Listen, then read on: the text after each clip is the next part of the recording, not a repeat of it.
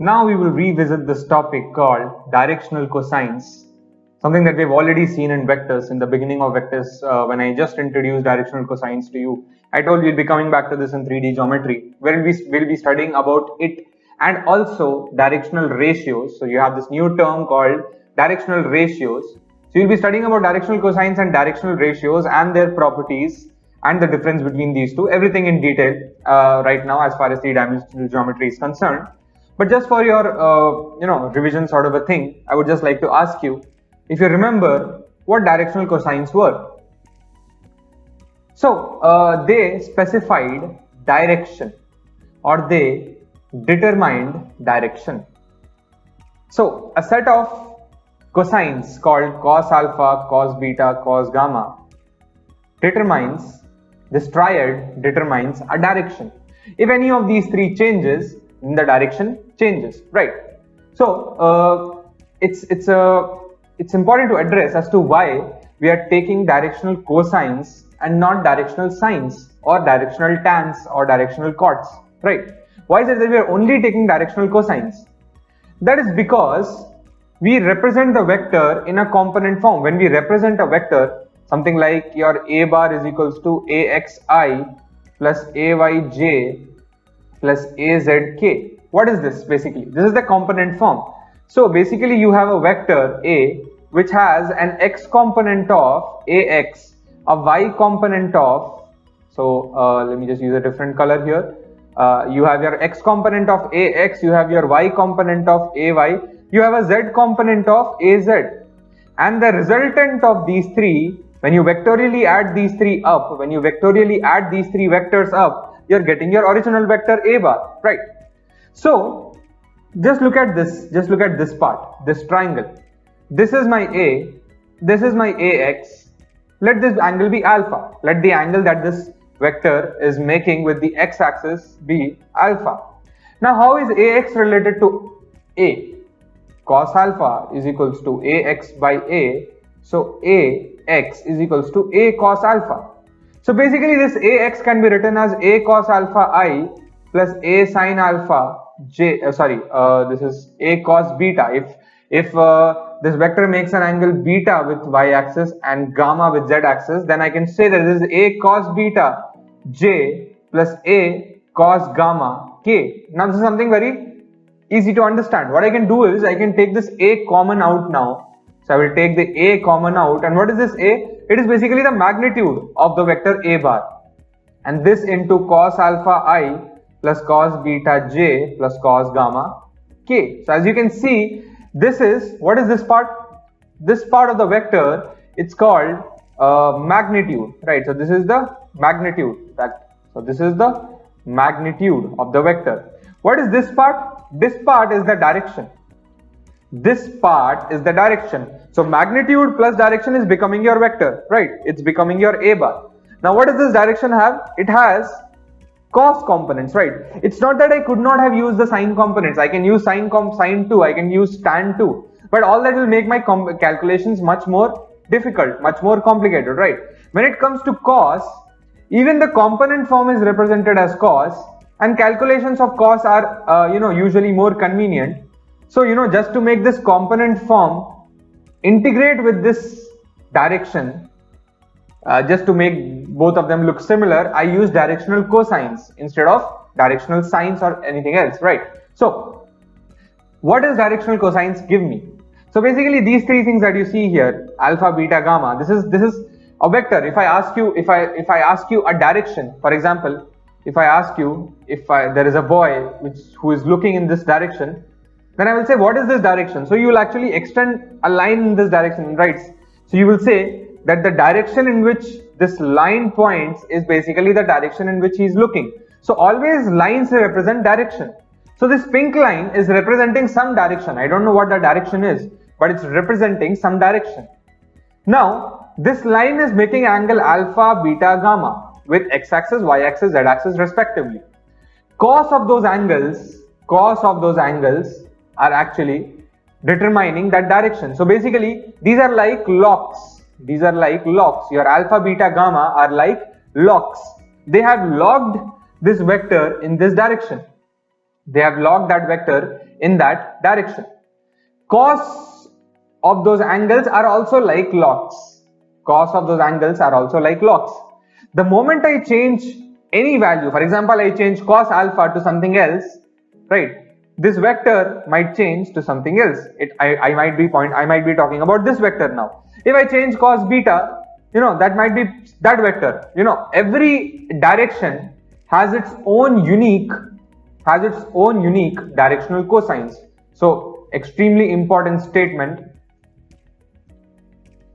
So I would like you to note that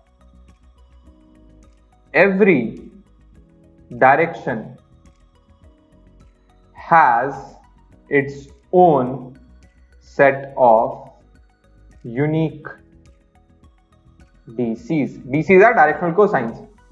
So every direction has its own set of unique DCs. So that means these three, for example, if the value of this is something like 1 by root 3, this is something like 1 by root 3, something like 1 by root 3, right? So this is a special case where the angles are the same. So if your vector is making the same angle with all the three, then that is when you will get this. So we will see what is this 1 by root 3 and why is it specifically 1 by root 3. We'll see when we look about the properties of directional cosines, and then when we also talk about directional ratios. For now, for example, if I change this 1 by root 3 to something else, right, so something like 1 by 2, and these two will, let them also accordingly change. The moment I make this change, then my direction changes from this to something else. That is what I'm trying to say. So these three uniquely determine a particular direction. So if I say, okay, I'm talking about direction A will have its own set of cos alpha, cos beta, cos gamma. No other direction can have the same cos alpha, cos beta, cos gamma, right? And one direction can't have more than one set of cos alpha, cos beta, cos gamma. So this is the only way. These two are related.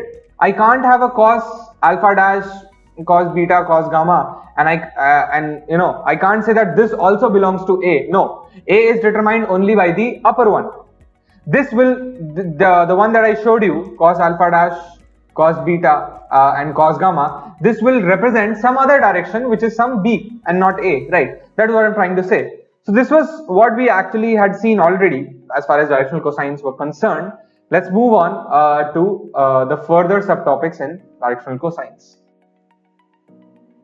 Now, before we move on to the next few notes that I would like you to take down, I would like to ask a small question, and that is this. So we already know that when we have two lines, for example, something like this, and the one which is exactly facing the opposite side but this, right? So these two are along the same line, but they face two opposite sides, right? So if I ask you, this is your OP and this is Q, is OP parallel to OQ? That is the first question. Is OP parallel to OQ? The answer is yes. If it was normal geometry, you would say that okay, they are not parallel exactly, but they are anti-parallel, right? But here what you will say is these two are parallel to each other. They are collinear, because the only criteria for them being parallel is they must be on the same line. Even if they face opposite sides, they are still called parallel, they are still called collinear, right? This is something that we already know. But what about the directional cosines of OP and OQ? So what about the DCs of OP and the DCs of OQ? Are they the same? So let the DCs of OP be cos alpha, cos beta, cos gamma, right? And let the DCs of OQ be cos alpha dash, cos beta dash, and cos gamma dash, right? Will these two sets be same? That is my question. Will they be equal? The answer is no. They will not be equal. Why? Because they are facing two different directions. OP is facing this side, OQ is facing this side. They face in exactly the opposite sides, right? In fact, I can say this angle that this OP makes with x-axis is alpha, and the one that OQ mixed with x-axis is actually pi minus alpha. So this alpha dash that you see is actually cos of pi minus alpha. Alpha dash is pi minus alpha. Similarly, if your OP makes an angle beta with your y-axis, this is your x, y, z. If OP makes an angle beta with y-axis, then OQ will make an angle of pi minus beta with, because this entire thing is 180, right? So this will obviously make a pi minus beta angle with the x-axis. So with the y-axis. So this is cos of pi minus beta. Similarly, gamma is pi minus, let me write it here, it's cos pi minus gamma. So cos of pi minus theta is obviously minus cos theta. This is something that you already know. So I can say that cos alpha, cos beta, cos gamma, if they are the directional cosines of this OP, then directional cosines of OQ is nothing but minus cos alpha, minus cos beta, minus cos gamma.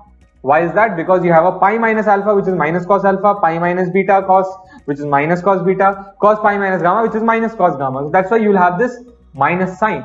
So this is something that I wanted you to note down. Now coming to the next part, let me make some space for that to explain you these points. What are DCs of x-axis, y-axis and z-axis. Now coming to these 3 points, DCs of x-axis are 1, 0, 0, y-axis is 0, 1, 0 and DCs of z-axis is 0, 0, 1. What does this mean? DCs of x-axis. So that means what I will first draw is this coordinate system, which is my x, y and z. I need the DCs of x-axis. I need the DCs of x-axis. What does this mean? I need the directional cosines of this direction. So I'll take this x-axis, I will take this vector which points in the direction of x-axis. What is the angle that it makes with x-axis? It makes an angle 0 degree with x-axis, right? What is the angle that it makes with y-axis? This is your alpha, right? What is your beta? It makes an angle of 90 degree with y-axis. So it makes an angle of 90 degree with y-axis. What is the angle that it makes with z-axis? It makes an angle of 90 degree with z-axis. So x-axis makes an angle of 0 with x-axis, 90 with y-axis, 90 with z-axis. So this is your gamma. So what's your cos alpha, cos beta, cos gamma? It's very simple. Cos alpha is 0, cos alpha is cos 0, which is 1, cos beta is cos 90, which is 0, and this is cos gamma is cos 90, which is 0. So 1, 0, 0. So the DCs of x-axis is nothing but 1, 0, 0. Similarly, what is the DC of y-axis? The DC of y-axis is 1, 0, 0, 1, 0 and DCs of z-axis is 0, 0, 1. Remember this will be useful. Coming to the next very, very important identity. That is, if L, M, N are the DCs of a vector, if L, M, N are the DCs of a vector, then L square plus M square plus N square is equals to 1. And remember, this is an extremely crucial identity. Let's look at this in more detail. So let's look at this identity. Basically, it's proof. So L is your cos alpha, M is your cos beta, N is your cos gamma, right? That's why they're called. So instead of cos alpha, cos beta, cos gamma, what I'm writing is L, M, and N. I'm representing these three as this letter, these 3 letters L, M, and N, right? So they are the same. Cos alpha is your L, cos beta is your M, cos gamma is your N. Let's look at where this is coming from. So if I had a vector, for example, here, let me draw one. Let me redraw the x-axis. So here this vector A bar, right? So this vector A bar is making an angle alpha with x-axis, an angle beta with y-axis, and an angle gamma with z-axis. Now A can be written as AXI plus AYJ plus AZK. This is something that we already saw. What is your AX? It is A cos alpha I, AY is A cos beta J, and AZ is A cos gamma K. I can separate out this A. And I can write as cos alpha I plus cos beta J plus cos gamma K. right? And this is something that we already saw, right? What did we see? What we saw is this A is the magnitude and this part is the direction. So I can say direction and I can say magnitude and direction together, they represent this vector A bar. Now what if I take the modulus on both sides? If I take the modulus, this will be mod A bar, and then that side if I take the modulus, this will be mod A bar into mod of this vector, right? Mod of this part, which is under root cos square alpha plus cos square beta plus cos square gamma. Why is it under root these three? Because these three are three perpendicular directions, right? So if I had two directions and if I wanted the magnitude, I will straight away write a square plus a square, right? Because the formula that I'm using is a square plus a square plus 2aa cos of the angle between these two, which is 90, right? So this cos 90 part will become 0. So ultimately I'll get a square plus a square. So similarly, when we have three vectors, when we have three components and those three are perpendicular, then you can simply square and add the three. So if I had something like ai plus bj plus ck and I need the magnitude of this, then I can simply write as, I can write this as a square plus b square plus c square. That will be the magnitude of this. So similarly here, the magnitude of this cos alpha I plus cos beta j plus cos gamma k is this, right?